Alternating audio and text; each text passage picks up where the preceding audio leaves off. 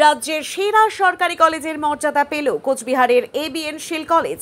আবার মাথা তুলে দাঁড়ালো এই কলেজ, মুকুটে জুড়ল নয়া পালক।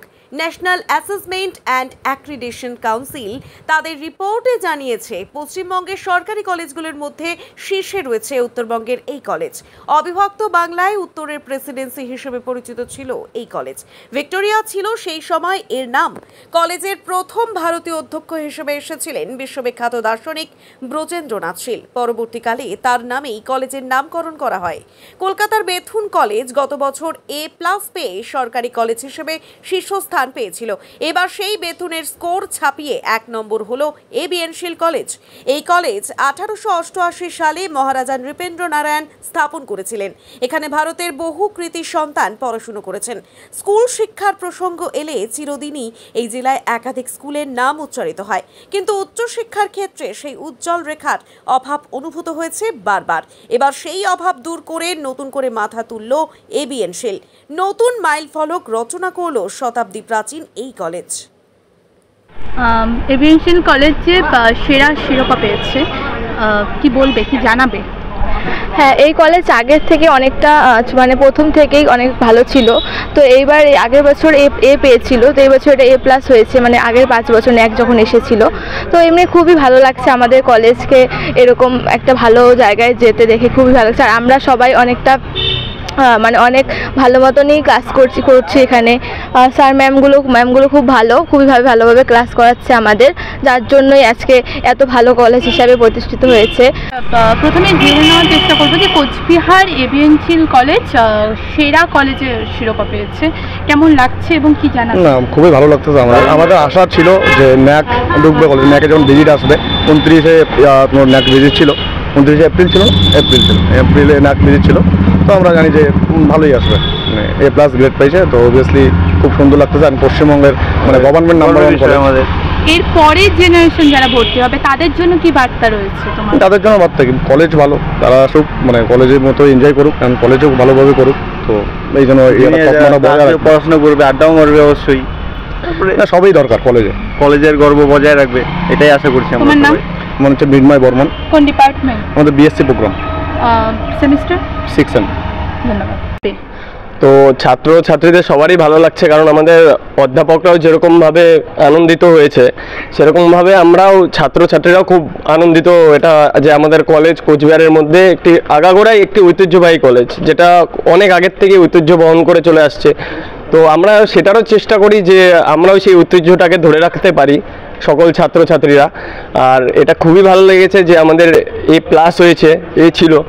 তো এটার জন্য মানে সবাইকে আমাদের কলেজের একটা থ্যাংক ইউ বলা দরকার। সে স্যারদের, অধ্যাপকদের পরিশ্রম, সকলের ছোট ছোট পরিশ্রম, সকলের ছোট ছোট কাজ দিয়ে আজকে আমাদের কলেজ এই জায়গাটায় চলে আসছে। আমাদের তো খুবই ভালো লাগছে। আমিও এই কলেজের স্টুডেন্ট, সংস্কৃত অনার্স পড়ছি 3rd ইয়ারে। তো খুবই ভালো লাগছে এটা জেনে।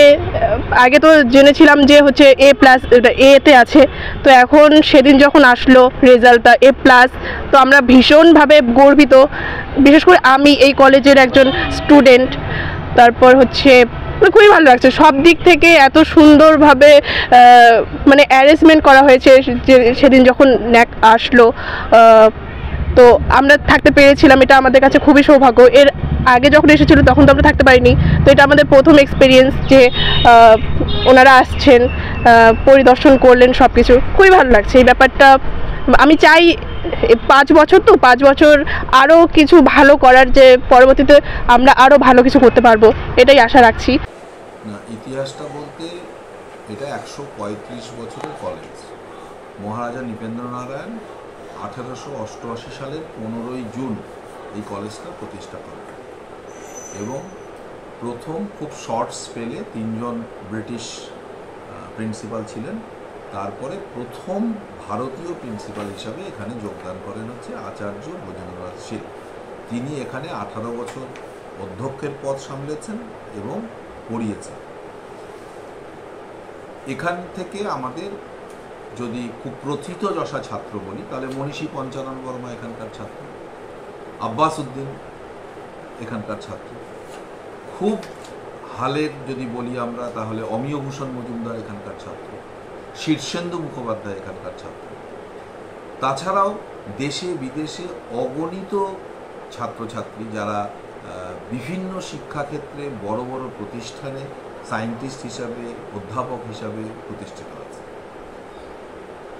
আর এই কলেজে 1970 সালে এই আচার্য ব্রজেন্দ্রনাথ শীল কলেজ, মানে তার নামেই এই কলেজটার নতুন করে নামকরণ হয়। ভিক্টোরিয়া কলেজ থেকে আচার্য ব্রজেন্দ্রনাথ শীল কলেজে এইটা রূপান্তরিত। অরিজিনালি যেটা ভিক্টোরিয়া কলেজ 1888 সালে ছিল। স্যার, এরপর জিজ্ঞেস করবো যে কলেজের এই সাফল্য, এই খুশির খবর কি বলবেন? না, আমি এর আগেও বলেছি সেটা হচ্ছে এই কলেজ উত্তরবঙ্গ তথা উত্তর পূর্ব ভারত এবং পশ্চিমবঙ্গের এটা একটা গর্বের কলেজ। এর প্রতিষ্ঠার পর থেকেই এটার গর্ব। তখন কলকাতা বিশ্ববিদ্যালয়ের অধীনে এই কলেজ ছিল, ফলে প্রচুর মানুষ, কুচবিহারের মানুষ, এই এলাকার পার্শ্ববর্তী জেলা, পার্শ্ববর্তী রাজ্যের প্রচুর মানুষ এখানে পড়াশোনা করেছেন। তাদের আবেগ এই কলেজের সাথে যুক্ত এবং সত্যি এটা ভীষণ ভালো একটা প্রতিষ্ঠান এবং ভারতবর্ষের মধ্যেও নামকরা প্রতিষ্ঠান। ন্যাক এই যে আমাদের কলেজকে A+ গ্রেড 3.4 CGPA যে দিয়ে গেছে, এটা এই বিষয়টাকেই মান্যতা দিয়েছে। এবং আমরা যারা এই সময়কালের অধ্যাপক এবং ছাত্র এবং শিক্ষাকর্মী এবং অভিভাবক, তারা শুধুমাত্র আমাদের এই সময়কালের দায়িত্ব পালন করেছে। এই কলেজ তার নিজের স্রোতেই স্বমহিমায় ভারতবর্ষে প্রতিষ্ঠিত, বিদেশেও প্রতিষ্ঠিত। ফলে এটা খুব জানা বিষয়, কিন্তু ন্যাক যে মান্যতাটা দিয়েছে সেটা নিঃসন্দেহে আমাদের স্বস্তি বাড়িয়েছে। আমরা গর্বিত যে এই সময়ে আমরা এই কলেজটার সাথে যুক্ত আছি।